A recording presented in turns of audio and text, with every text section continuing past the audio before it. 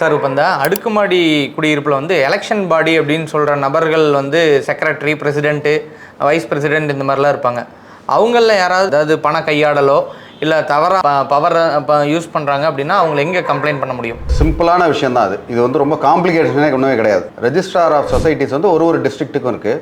அதில் தான் அந்த சொசைட்டி அந்த அசோசியேஷனை பதிவு பண்ணியிருப்பாங்க. அதாவது பதிவு செய்யப்பட்ட அசோசியேஷனாக இருந்தால், பதிவு செய்யப்பட்ட அசோசியேஷன் மட்டும்தான் இந்த பணம் கொடுக்கல் வாங்கல் இதை வச்சு மெயின்டைனே அவங்க பண்ண முடியும். பதிவு செய்யாமல் அதை செய்ய முடியாது. அப்படி இருக்கும்பொழுது நீங்கள் வந்து அந்த மாதிரி ஒரு குற்றம் கையாடல் மற்ற குற்றங்கள் நடந்தனா முதல்ல ரெஜிஸ்ட்ரார் ஆஃப் சொசைட்டியில் போய் அதில் பதிவு பண்ணி இவங்களோட பதவியை வந்து காலி பண்ணணும். ஃபஸ்ட்டு முதல்ல அந்த பதவி காலி ஆயிடுச்சுன்னா அவங்களுக்கு அந்த அதிகாரம் வராது.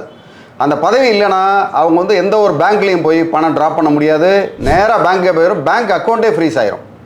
முதல்ல அந்த தவறை தடுக்கிறதுக்கு அந்த விஷயத்தை முதல்ல செய்யணும். நீங்கள் வந்து ரெஜிஸ்ட்ரார் ஆஃப் சொசைட்டி சொல்லிடுறீங்க, நீங்கள் அதில் போய் அஃபிஷியலாக ஒரு கம்ப்ளைண்ட்டை கொடுத்துட்டீங்கன்னா ஒரு மெம்பராக இருக்கவங்க கம்ப்ளைண்ட்டை தாராளமாக கொடுக்கலாம். நம்பர் 2, கையாடல் செய்த தொகை எவ்வளோன்றதை கரெக்டாக கணக்கு பண்ணி அதை தெளிவான ஒரு போலீஸ் கம்ப்ளைண்ட் நீங்கள் கொடுக்கலாம். லோக்கல் போலீஸ் ஸ்டேஷனில் கொடுக்கலாம்.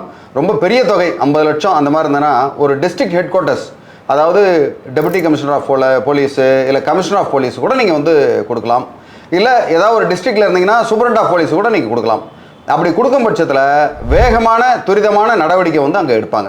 ஓகே, அதனால் ஆதாரங்களை திரட்டிக்கோங்க. எப்போதுமே ஒரு குற்றம் நீங்கள் சாட்டுறீங்க அப்படின்னா அதோடைய ஆதாரத்தை வந்து முதல்ல திரட்டணும். முதல்ல பேக்ரவுண்ட் ஒர்க்கை நீங்கள் பண்ணிவிட்டு அதுக்கப்புறம் தான் நீங்கள் இந்த கம்ப்ளைண்ட்டு மற்றதெல்லாம் போகணும்.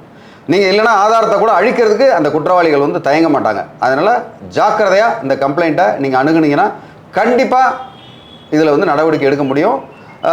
ஒரு அட்வொகேட்டு துணையோடு நீங்கள் செஞ்சீங்கன்னா இது இன்னும் பிரமாதமாக செய்ய முடியும்.